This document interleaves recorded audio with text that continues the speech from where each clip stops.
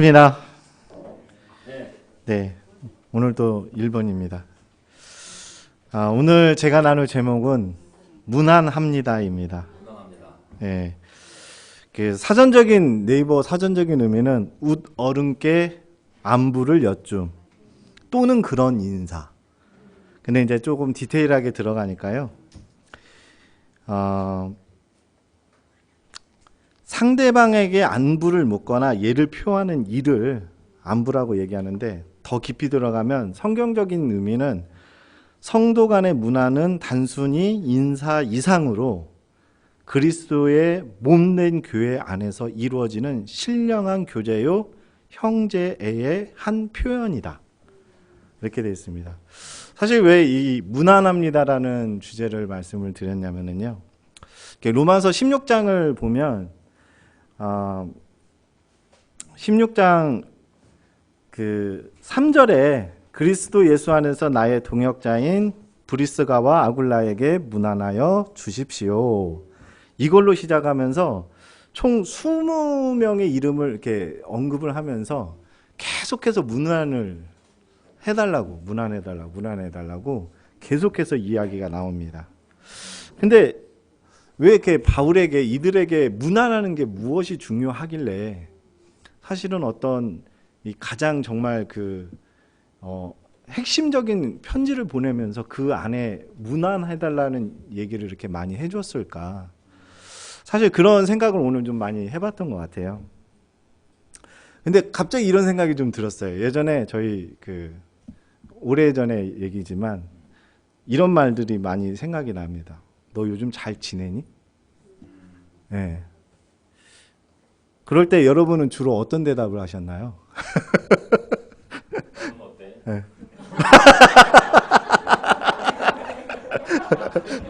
유튜브?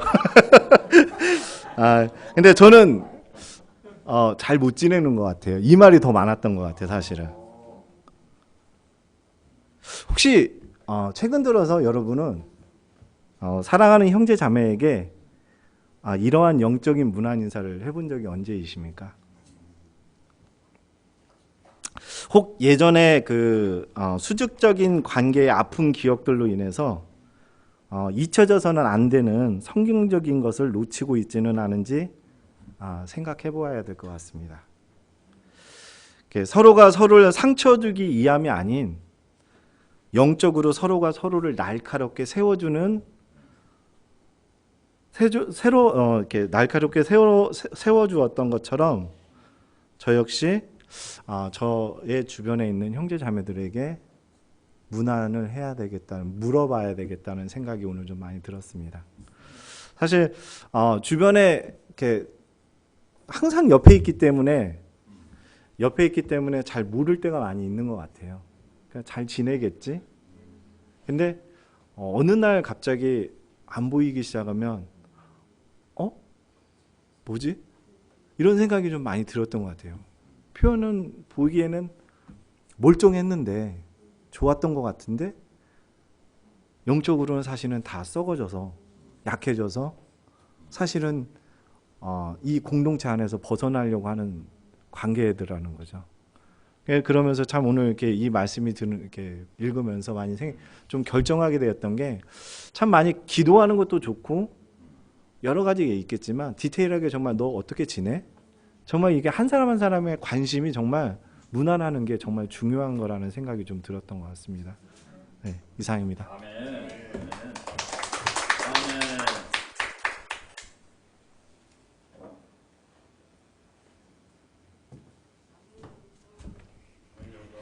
안녕하세요. 목소리가. 네. 오늘 제가 나누는 주제는 하나님인가 삶인가라는 주제로, 요즘 제가 좀 배우고 느끼고 있는 거에 대해서 좀 나누고 싶은데요. 최근에 사실 저는 이제 기독교 서적이나 웹에서 좋은 구절 나오면 되게 도움되는 거 있으면 핸드폰에 이렇게 발췌를 해놓고 가끔 제 찾아볼 때가 있는데, 최근에는 온전한 헌신이라는 책에서 발췌했던 글귀를 좀 봤습니다. 그 중에서 가장 자꾸만 이렇게 생각났던 한 글귀가 있었는데, 그게 뭐냐면 매일 자신을 위한 삶이 아니라 하나님을 위한 삶을 살아야만 한다라는 글귀였어요. 그래서 아침에 일어나서 사실 우린 기도도 하고 말씀도 보고 또 그 말씀대로 살겠다고 결정도 하고 노력도 하고 있는데 나름 저 또한 이렇게 하나님을 위한 삶을 살고 있다고 생각은 하는데 왜 이 글귀가 자꾸 제 마음을 이렇게 생각하게 하는지 좀 생각해 봤던 것 같습니다. 그래서 그날 하루 좀 더 좀 곰곰이 생각해 봤는데 내가 그 하루 동안에 무엇인가를 할 때마다 어떤 생각으로 하고 있는지 좀 생각해 봤던 것 같아요. 그래서 아침에 일어나서 기도하고 말씀 보고 그 말씀대로 살겠다고 결정하고 또 노력했을 때 이게 내가 제자이기 때문에 그냥 그 습관처럼 하고 있는지 아니면 정말 내가 하나님을 사랑하기 때문에 하나님하고 행복한 시간을 꿈꾸고 하고 있는지를 좀 생각해 보게 됐고 또 직장에서 일을 할 때 그냥 내게 맡겨진 일이라고 해서 하고 있는지 아니면 하나님이 주신 또 일이라고 생각하고 너무 기쁘게 하고 있는지 또 한번 생각해 보게 되고 또 사람들을 챙겨줄 때는 이렇게 하나님 말씀대로 그냥 사랑으로 해야지 하는 의무적으로 하고 있는지 아니면 정말로 하나님이 사랑하는 사람들이기 때문에 내가 너무 챙겨주고 싶다 그런 마음으로 하고 있는지 좀 이렇게 생각을 해봤는데 역시 결론은 눈치채셨겠지만 저는 정말 습관적으로 되게 의무적으로 하고 있다는 생각이 너무 들었어요. 근데 그럼 왜 그럴까라는 생각이 좀 들었어요. 저는 분명히 하나님을 위해서 하고 있다고 생각했고 그렇게 하기 위해서 너무 노력을 했는데 왜 이런 습관적으로 의무적으로 하고 있다는 생각이 더 많이 들까? 그래서 여기서 질문 하나 드리면 여러분은 하나님을 위한 삶을 생각했을 때 마지막으로 여운이 남는 단어가 무엇입니까? 하나님입니까? 아니면 삶입니까? 저는 되게 하나님을 위한 삶이라고 했는데 하나님보다는 되게 삶에 더 치중할 때가 많은 것 같아요. 그러다 보니까 삶이 집중이 되니까 중심이 되면 제가 하게 되는 게 뭐냐면 내가 뭔가를 해야 한다는 생각이 더 많이 들었던 것 같아요. 하나님보다는 내가 뭔가를 하고 하나님을 위해서 뭘 해야 되고 자꾸 중심이 제가 되는 상황이 되는 저 자신이 중심이 되면서 무언가 안 되면 자꾸 실망하고 그런 생각들이 되게 많이 들었던 것 같습니다. 근데 이렇게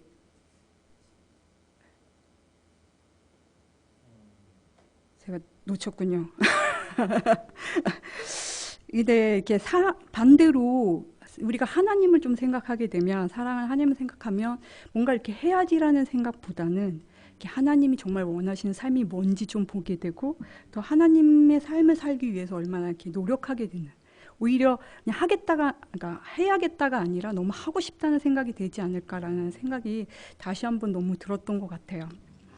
그래서 최근에 요즘 제가 다른 생각은 다 버리고 정말 하나님만 생각하려고 되게 노력했는데 그러면서 진짜 마음이 많이 바뀌거나 이런 거가 확실히 이렇게 된 건 아니지만 최근에 되게 놀랍게 생각되는 게 있는 건 제가 그동안 되게 바라는 대로 뭔가 안 됐을 때 너무 많이 힘들어하고 되게 그런 부분이 있어서 되게 어떻게 해야 할까 되게 많이 이제 저를 자책하거나 되게 많이 끌어갔었는데 최근에 그냥 모든 거 하겠다는 생각 다 버리고 하나님만 딱 집중했을 때 결론적으로 뜨는 건 너무 놀랍게 이게 만약 안 됐을 때 이거는 하나님의 뜻에 맡기겠다는 생각이 들면서 제가 저 자신을 되게 풀어주는 걸 보면서 되게 많이 놀라게 됐으면서 다른 게 필요 없구나. 내가 뭔가를 하거나 뭐 어떤 나는 그런 생각이 아니라 그냥 하나님만 생각했을 뿐인데 이렇게 마음이 하나님을 사랑하는 마음으로 바뀔 수가 있구나. 그리고 하나님을 원하는 삶으로 갈 수 있구나라는 생각이 들어서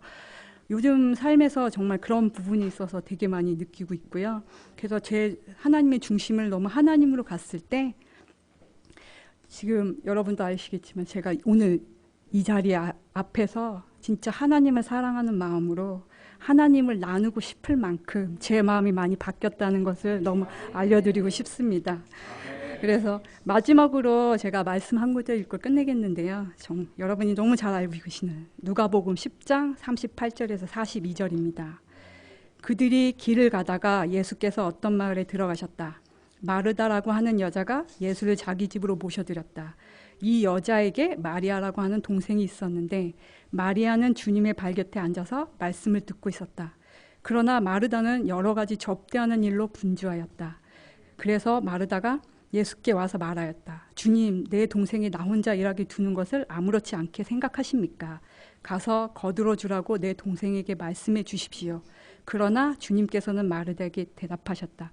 마르다야, 마르다야, 너는 많은 일로 염려하며 들떠 있다. 그러나 주님의 일은 많지 않거나 하나뿐이다. 마리아는 좋은 몫을 택하였다. 그러니 아무도 그것을 그에게서 빼앗지 못할 것이다. 감사합니다.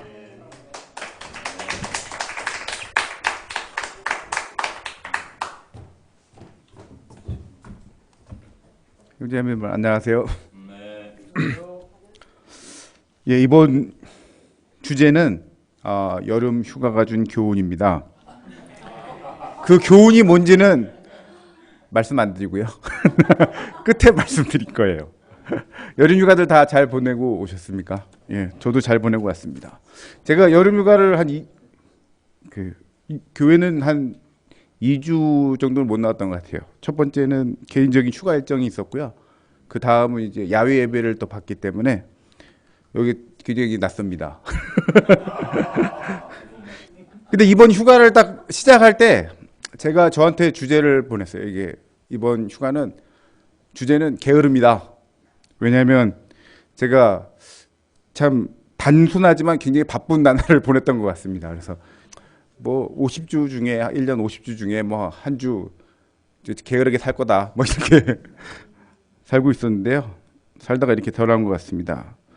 근데 이렇게 지내고 나니 이렇게 느꼈던 마음이 약간 좀 건조한 마음이 들었어요. 하나님과의 관계에서. 그래서 한 구절이 떠올랐습니다. 구절을 한번 먼저 말씀드리고요. 요한복음 15장 6절입니다. 사람이 내 안에 거하지 아니하면 가지처럼 밖에 버리어 말라지리니 사람들이 그것을 모아다가 불에 던져 사르니리라. 여기 보면 이제 마르다 드라이하다는 표현이 나오는데요.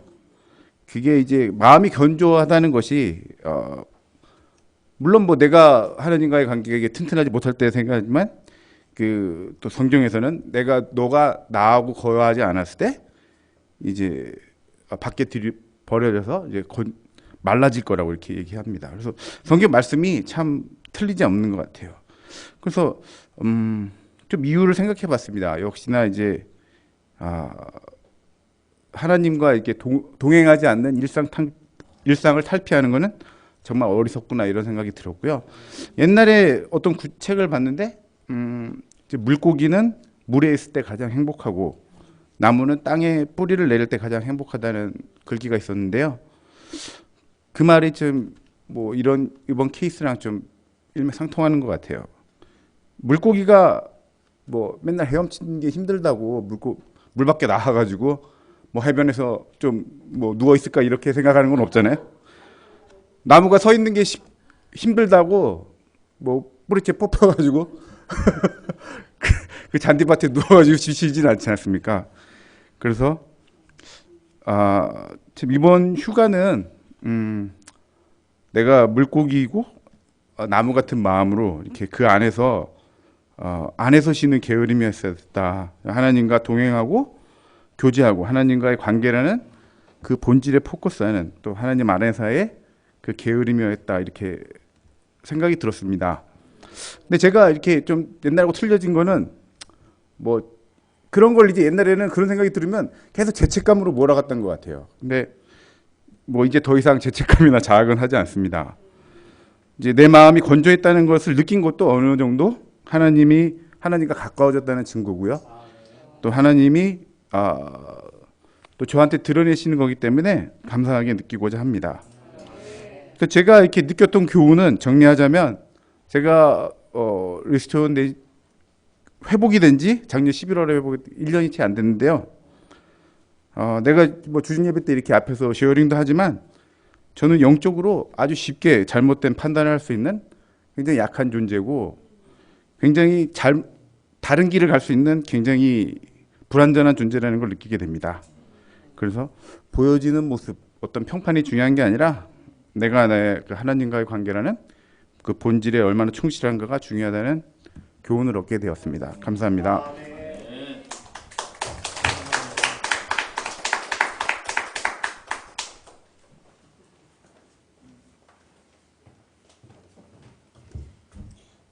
네, 안녕하세요. 강승만입니다. 너무나 우리에게는 진부하지만 세상 사람들에게는 놀라운 그런 주제를 오늘 갖고 나왔습니다. 하나님은 알고 있다. 우리 모두의 신앙 고백이기도 하고요. 그 다음에 그런 것인데 저는 이제 시편이 너무 길어서 매일 하루하루 읽다가 119장에서 더 이상 이제 못하겠다 해서 이제 마가복음으로 와가지고 마가복음 지금 14장을 하고 있는데요. 오늘 아침에 읽으면서 참 너무 신기했어요. 그 예수님이 그 미아리에 있는 점쟁이보다 거기에 비하면 제가 이제 너무 안 되지만 너무나 모든 걸 알고 계신 거예요. 오늘 그 말씀이 들어왔는데요. 누가복음 14장 12절 제가 한번 읽어볼게요. 무교절 첫날에 곧 유월절 양을 잡는 날에 제자들이 예수께 말하였다. 우리가 가서 선생님께서 유월절 음식을 드시게 준비하려고 하는데 어디에다 하기를 바라십니까? 이러니까 예수님이 말씀하시는 거예요. 예수님이 제자 두 사람을 보내시면서 말씀하셨다. 성 안으로 들어가라. 그러면 물동이를 메고 오는 사람을 만날 것이니 그를 따라가거라. 그리고 그가 들어가는 집에 가서 그 집주인에게 말하기를 선생님께서 하시는 말씀이 내 제자들과 함께 유월절 음식을 먹을 네 사람방이 어딨냐 하고 하십니다라고 하여라. 그러면 그는 자리를 깔아서 준비한 큰 다락방을 너에게 보여줄 것이다. 이렇게 쭉쭉 나오거든요. 예수님은 우리가 모르고 있는 1분 뒤, 10분 뒤, 20분 뒤, 30분 뒤, 좀 더 확장해 보면 50분, 더 확장해 보면 하루, 더 확장하면 한 3일? 저는 한 3일 정도만 얘기할게요. 3일 전에 어떤 일이 있었냐면 저랑 아주 친하게 지내는 고객이 뭘 가입을 하러 왔대요. 근데 요즘 우리은행이 좀 여러 가지 불안전 판매했다 뭐 이런 거 막 나오잖아요. 아니거든요. 진짜 완전 판매했거든요. 뭐냐면은 어떤 상품이 있는데 보통 은행에 돈을 맡기면 필요한 때 가서 찾아 쓰는 거잖아요. 근데 이 상품은 어떤 상품이었냐면은 독일 금리랑 이렇게 연결돼 있는 그런 상품인데 중간에 찾아 쓸 수가 없는 거예요. 그리고 독일 금리가 마이너스 금리로 떨어지면 손해가 크게 보는 그런 상품인 거예요. 그래서 몇 개 지점이 그렇게 팔았나 봐요. 근데 세상 일을 알 수가 없잖아요. 아마 예수님은 알았을지도 모르지. 만약에 야 그거 팔지 말아라. 그럼 이런 일이 안 났겠죠. 근데 이제 어쨌든 사람은 모르니까 그걸 팔았단 말이에요. 그러니까 상황이 이렇게 돼서 신문에 나오고 사람들이 손해본 사람들이 났는데 지금 정확하게 손해본 건 아니고 어떤 시점이 되면 그게 이제 그 시점에서 평가해서 이제 손해가 나냐 안 나냐 이런 거예요. 근데 요거랑 유사한 마치 과일 가게에 사과만 아니라 배도 팔고 복숭아도 팔고 포도도 팔고 막 많이 팔잖아요. 요거랑 비슷한 녀석들의 상품들이 있어요. 많이 있을 거 아니에요, 은행이. 이것 때문에 이건 줄 알고 다들 전화하고 난리예요, 지금. 그래서 요즘은 제가 오늘 밥을 3시 반에 먹었어요. 3시 반에. 어저께도 밥을 김밥 하나 먹었어요. 우리는 안 팔았거든요. 그러니까 제가 그분들을 정확하게 얘기하면은 설득하는 건 아니고요. 설득이라는 거는 아닌 거를 잘 이해를 구해서 마음을 이렇게 하는 거를 설득이라고 하잖아요. 설득이 아니고 있는 그대로의 것들을 오해함 없이 잘 말씀을 드려서 불안해하지 않게 말씀해 줘야 될 임무가 있는 거잖아요. 귀한 재산을 맡겼는데. 근데 오늘은 정말 딱 한 사람이 온 거예요.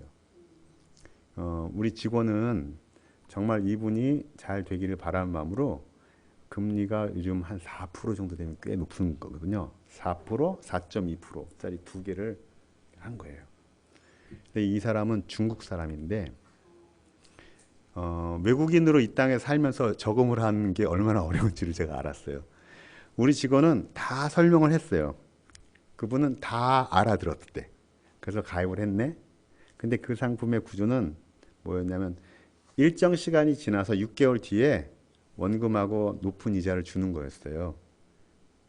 근데 중간에 찾으면 손해야. 근데 2천만 원을 1,000만 원, 1,000만 원, 2천만 원을 가입했는데 오늘자로 중간에 찾으려고 하니까 220만 원이 손해인데 이 사람들이 난리가 난 거예요. 말이 안 통해. 그래가지고 말이 안 통해서 제가 이제 그걸 보고서 왜 그러냐 했더니 자초정이 그런 거죠. 그래서 물어보니까 그 사람은 다 자기는 설명을 얘기했는지 모르겠지만 나는 언제든지 찾아갈 수 있는 거로 난 얘기 들었다 이렇게 얘기하는 거예요. 물어내라. 근데 뭐 여직원이 돈이 어딨어 물어내요. 220만 원을. 서로가 지금 팽팽한 상태에서 제가 그러면 우리도 방법을 한번 찾아볼 테니까 저희들도 지금 오셔서 얼마나 놀라셨냐. 제가 내일까지 한번 방법을 찾아보고 지금으로서는 도저히 방법이 안 나타났는데 조금 지나서 제가 내일 아침에 다시 한번 얘기해 보자. 그리고 화가 많이 나셨는데 결론적으로 너무 미안하게 됐다. 우리는 다 설명을 했지만 그건 우리 얘기고 받아들이는 사람은 언제든지 찾아가면 원금은 손해 안 본다고 했는데 그렇게 그런 상품인 줄을 몰랐다고 하니까 중요한 거는 당신이 지금 찾아가려고 한 이유가 병원비 때문에 어쩔 수 없이 가져간다고 하니까 내가 마음이 너무 아프다. 응? 뭐 그러니까 그분이 뭐 그런 얘기도 했대요. 뭐 고발하겠다. 뭐 경찰서 가자.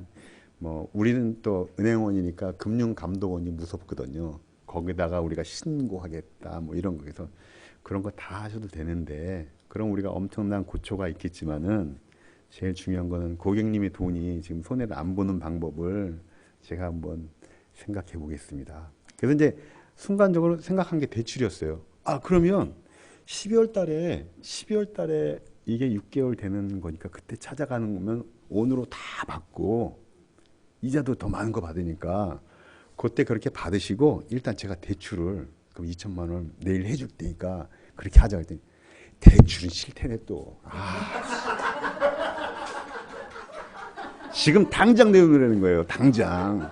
그래서 내가 그러면 하지 말고 제가 아무튼 제가 총책임자니까 제가 그렇게 한번 지혜를 짜보겠다고 하고서 그분을 잘 돌려보냈어요. 근데 이제 진짜 그분이 환자복을 입고 왔어요. 그러니까 마음이 너무 아픈 거야.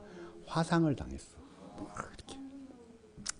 그래서 두 내외가 중국 분이었는데 마음이 너무 아픈 상태에 묘안이 없었는데 가만히 생각해 보니까 제가 시간을 3일 전으로 끌어간다고 했잖아요.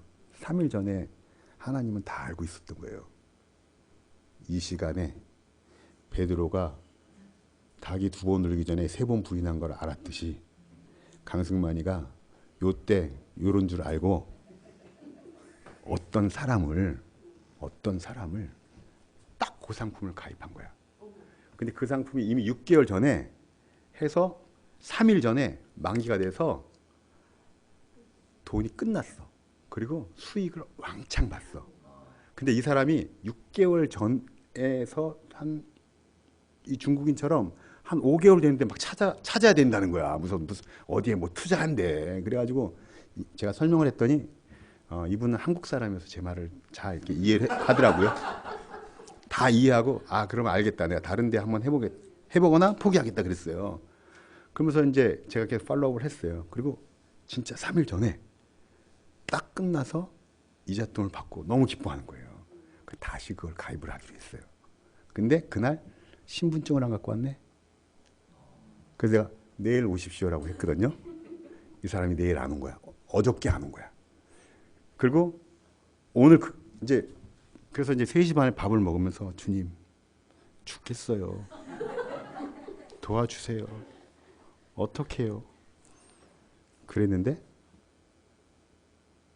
저 머릿속에 갑자기 그분이 생각나는 거예요. 그래서 먹던 짜장면을 내놓고 갔어요. 신분증 내놔. 갑시다. 왜 그러냐 그랬더니 좋은 수가 생겼다. 12월 지금 얼마 안 남았잖냐. 6개월도 아니고 지금 4.2%짜리 높은 거를 지금 누군가 너에게 줄 수 있는 기회가 왔다. 이야! 그 사람 너무 좋아하는 거예요. 내일 오기로 했어요. 그래서 내일 와서 이 사람이 이 사람 거를 다 양수 받아서 하기로 해줬는데요. 하나님은 알고 있다. 세상에 믿지 않는 인터넷을 보는 분들이요. 하나님은 다 알고 계십니다. 우리 예수님을 믿고 예수님이 준비해 주신 것을 우리 마음으로 고백합시다. 감사합니다.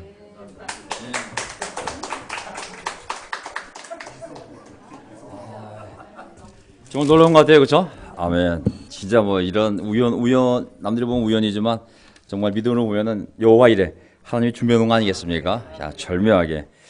저는 아까 왜 한영할 때 히브리서 10장 말씀을 보고 싶었냐면요. 그 10장의 그 흐름을 보게 되면 10장에 결국은 사람들이 예수님을 통해 모든 죄를 용서함 받고 이제 깨끗한 삶이 되었으니 이제 할 일이 뭐가 있겠냐고. 천국 소망도 있으니 이제 우리 선한 일, 서로 사랑하는 일을 하자고 그러는 거거든요. 그러면서 그러려니까 만나야 되잖아요. 그래서 제가 읽은 구절이 우리가 만나야 된다고 계속 서로 격려하고 예수님 오시는 날이 가까울수록 더욱 힘써 모여서 선한 일을 하자고. 근데 더 무서운 핵심 구절이 또 뭐냐면 그 26절에 보면 우리가 진리에 대한 지식을 얻은 뒤에도 짐짓 죄를 짓고 있으면 속죄의 제사가 더 이상 남아있지 않습니다. 갈수록 점점 무서운 말 하거든요. 저는 인생이 간단한 거구나. 앞으로 가든지 뒤로 가든지 왼쪽으로 가든지 오른쪽으로 가든지 점점 하얘지든지 검해지든지 절대 회색지대나 그냥 머무르는 게 없는 거거든요. 우리가 하나님이 살 길을 열어주었을 때 계속 모여서 선한 일, 사랑하는 일을 하지 않으면 사람은 그 사람만이 악해서가 아니라 그 사람만이 뭐가 잘못해서가 아니라 모든 인간은 저절로 죄 쪽으로 다시 뒤로 갈 수밖에 없기 때문에 죄로 간다는 것이 꼭 뭐 이상한 뭘 보고 강도짓을 하고 음행을 하고 이런 죄가 아니라 믿음을 잃는 것이 가장 큰 죄거든요. 사실은 믿음을 잃으면 사랑하는 마음을 자꾸 잃어버리게 되거든요. 사람에 대해서 우리는 모르지만 이게 더 무서운 죄일 수 있거든요. 눈에 보이는 명백한 죄보다 사랑으로 믿음을 표현하듯이 제일 무서운 죄가 믿음을 잃게 되면 사랑을 멈추게 되면 줄어들게 되면 자기 연민이 많아지고 자기 애가 많아지고 또 실망감이 많아지는 것.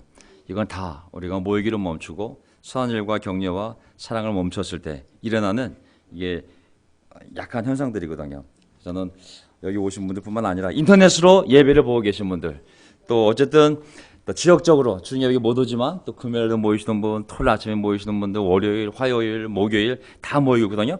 너무 잘한다는 생각이 듭니다. 아내도 지금 싱글 자매들과 함께 열심히 이날도 모이고 저날도 모이고 계속 모임을 만들고 있거든요.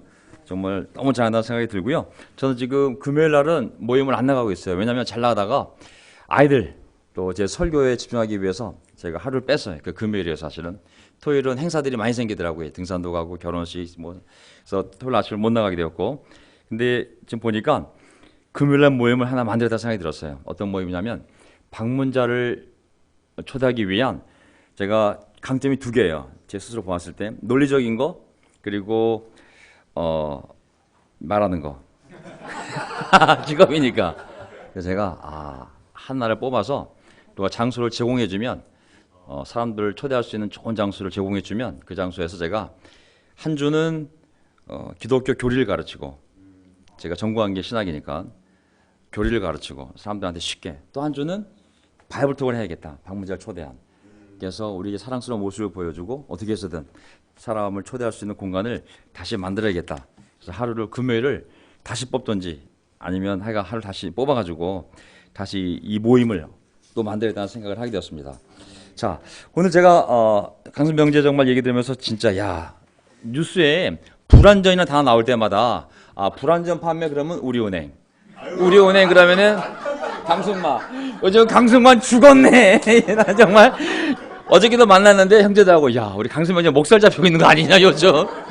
아니 신문에 뉴스에 불안전 판매는 우리은행 1순위 딱 나오잖아요. 그래서 내가 이거 은행원들 맨날 실적 강요당해가지고 분명히 본인 돈을 박았던지 가족 돈을 박았던지 아는 사람 박았던지 지금 좀 목 잡혀 있을 거야. 어저께 밤에도 걱정했는데 절묘하게 또 그 상품을 또 절묘하게 피해가게 하나님 만드셔서 이렇게까지 하신 거 보니 참 놀랐다는 생각이 들었습니다. 아멘. 저희 오늘 나눔의 주제는요. 늦긴 했지만 제가 5분 정도 나눈다면 저희 나눔의 주제는 에스라입니다. 에스라는 제가 이제 이사야부터 시작해서 이사야, 예레미야가 에스겔, 다니엘, 그다음에 12소 선지서를 끝내고 말라기를 끝내고 어디로 들어가냐면 에스라로 갔어요. 왜냐하면 에스라는 앞쪽에 있지만 역사서로 앞쪽에 묶였지만 사실 시기적으로 보면 포로 생활 끝나고 뒤에 온 거거든요. 사실은. 그러니까 훨씬 뒤쪽에 있어야 되는데 에스라, 느헤미야, 에스더를 갖다가 그냥 역사서로 앞으로 함께 묶는 바람에 앞에 있지만 내용으로 보면 70년 포로 끝나고 돌아와서 얘기이기 때문에 이게 지금 있는 게 맞는 거거든요. 그래서 에스라 1장만 제가 같이 또 예배 말씀도 있어야 되니까 놀라운 형제들 쉐어링도 너무 감사하고요. 오늘 어쩜 하나같이 다들 그 놀라운 인사이트를 다 준비해 오셨어요. 다 너무 놀랍다는 생각이 들었습니다. 에스라, 느헤미야. 전 요즘 시간 날 때마다 성경 66권 외우는 거 하고 있어요. 지금 너무 재밌더라고요. 걸으면서 장수님이 치매도 안 걸리고 성경 66권 있죠? 그거 계속 외워보세요. 정말 그 뇌도 계속 쓸 수 있고 성경도 자꾸 요약이 되고. 에스라 1장부터 읽어보겠습니다.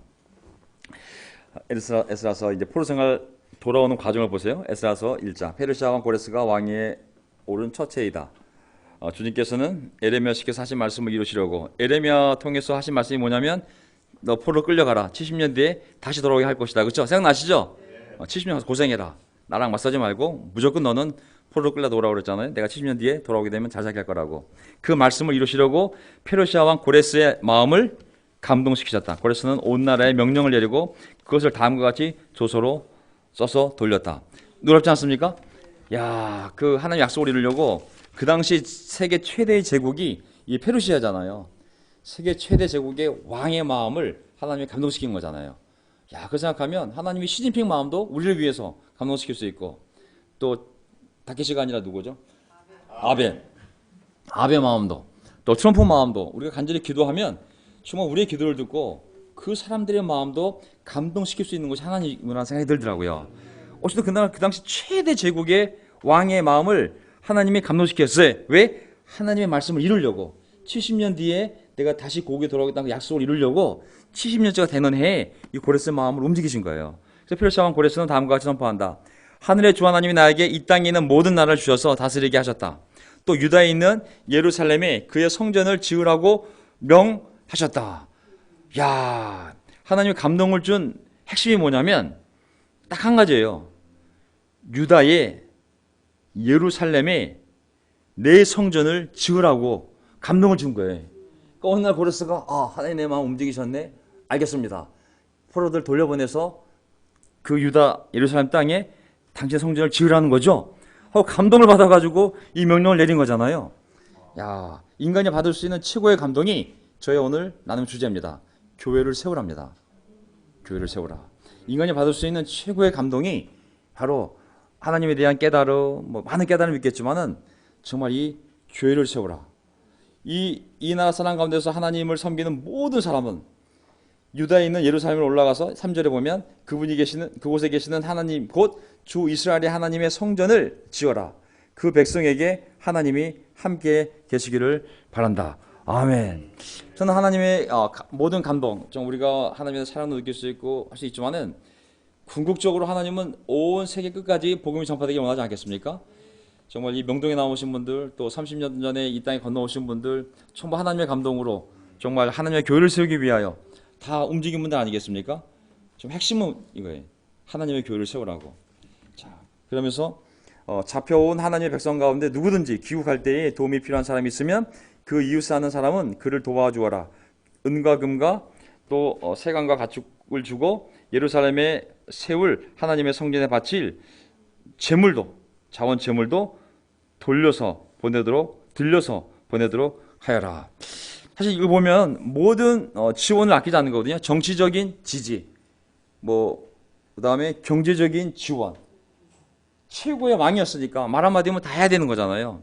이걸 생각해 보면 하나님은 사람들을 감동시키셔서 교회를 세우게 하는데 우리가 그 교회를 세우고 재건하고 복음을 전하고 그리고 제단을 쌓고 제사를 드리고 예배를 드리고 영적이 되는 모든 발걸음을 하나님이 지지한다는 생각을 하게 됐어요. 세상으로 가는 거는 마귀가 지지해 주잖아요. 더 그쪽 갈 수 있도록. 하지만 영적이 되려는 모든 발걸음, 하나님께로 돌아오려는 발걸음, 하나님 안에서 더 영적으로 살려는 이런 모든 발걸음, 하나님의 교회를 확장시키고 세우려는 모든 이 삶의 방향은 하나님이 모든 지원을 아끼지 않는구나. 이게 고레스 왕을 하나님이 마음을 움직이는 핵심이잖아요. 그때 유다와 베르린 가문의 우두머리들과 5절 제사장들과 레위 사람들과 하나님께 감동을 받고 예루살렘으로 올라가서 주님의 성전을 지으려고 하는 모든 사람이 길을 떠날 채비를 하였다. 결국 보세요. 당사자가 그 마음이 있어야 되잖아요.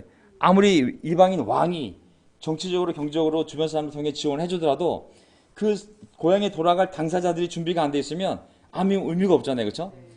거기 바빌로니아 포로 끌려간 사람들 중에 오직 하나님의 감동을 받은 사람만이 다시 예루살렘으로 돌아왔음을 알 수가 있습니다.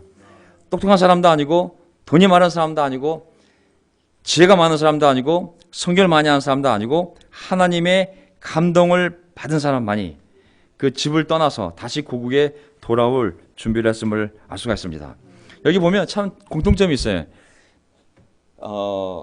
이집트를 떠날 때도 출애굽할 때도 하나님이 그냥 가려간 것이 아니라 정치적으로 바로 왕과 신하들의 마음을 다 돌려놓고 그다음에 주변 이집트 사람들에게는 호감하는 마음이 생겨서 모든 금은 폐물을 다 주게 해서 떠나게 했잖아요. 그렇죠?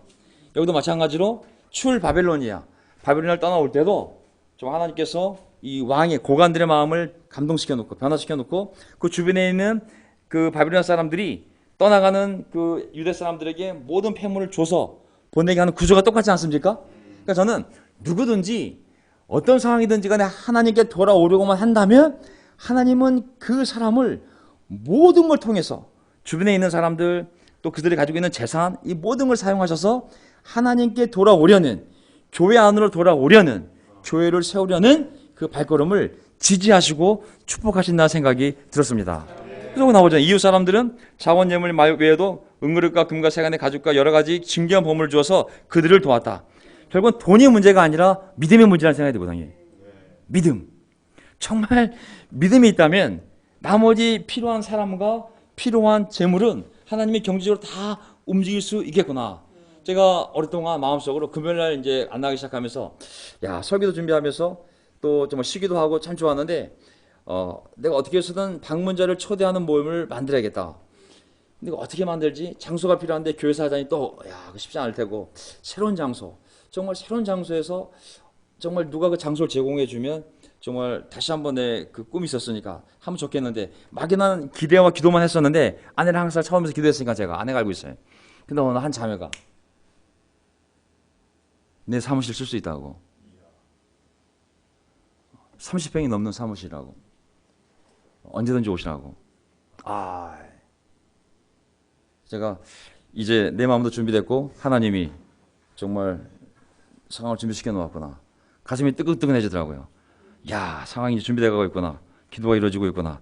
제가 지금 계획을 세우고 있는데 어찌든지 간에 우리가 영적인 꿈을 꾸면 다른 꿈은 잘 안 이루어지는데 영적인 꿈은 하나님이 반드시 빨리 이루어진다는 생각이 들었어요.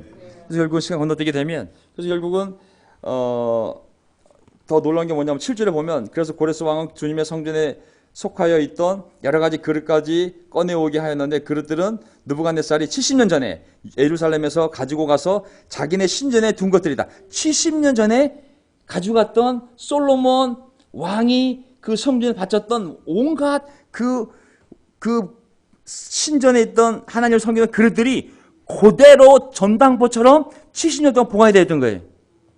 그대로. 근데 이제 때가 되어서 이스라엘 백성들이 감동을 받아 주의 도움을 받아 고국에 돌아와 성전을 교회를 세울 때가 되니까 그때 이 모든 성전에서 쓰이는 그릇들을 그대로 가져가라고 왕이 얘기를 해준 거예요.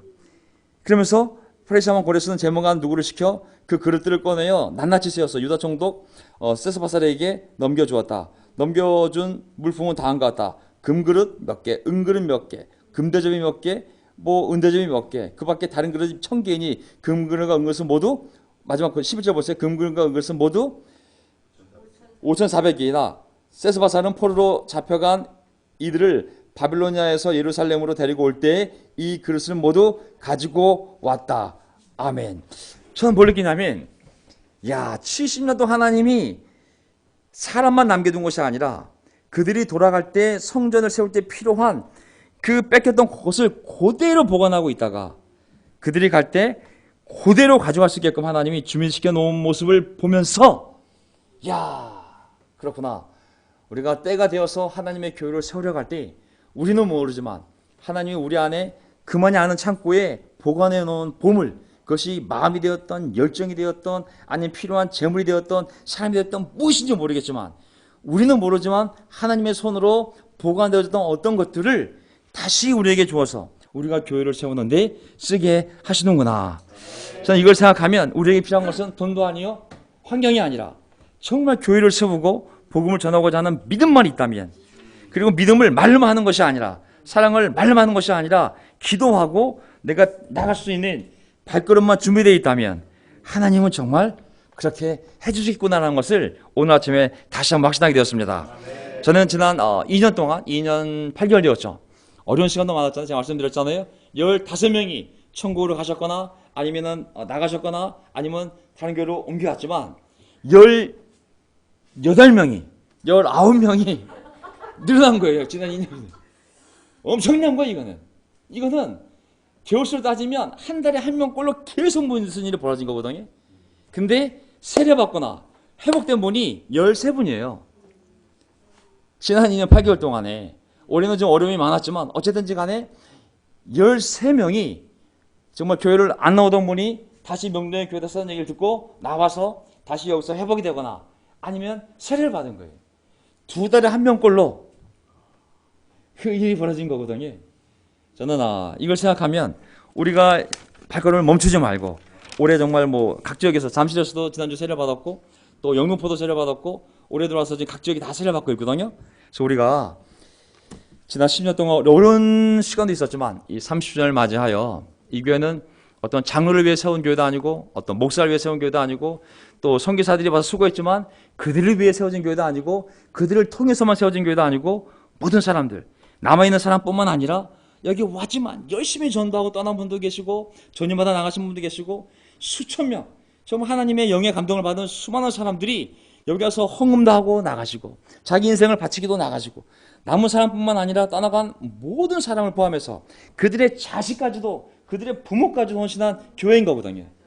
우리가 그것을 잊지 말고 다시 우리 마음속에 그런 꿈을 가져 나간다면 저는 정말 모든 교회를 통해서 하나님이 70년 동안 감춰졌던 그 보물들을 다 꺼내서 그들이 가지고 가 거기로 들어가 성전을 세울 수 있게끔 도우셨던 것처럼 우리 안에 있던 우리 밖에 있던 어떤 사람을 준비해 놓았던 하나님의 재물을 준비해 놓았던 하나님이 우리가 그런 꿈을 회복할 수 있다면 우리에게 주시지 않을까요? 여러분에게 다 말씀드리지 않았지만 우리 외 밖에 있는 어떤 교회는 우리를 돕고 싶다고 재정적으로 돕고 싶다고 하는 교회도 있어요. 교회가 우리가 지정적으로 제가 말씀드렸잖아요. 한 달 수입이 들어오고 그게 나가면 딱 몇십만 원 남는다고. 20만 원 남았어요? 네.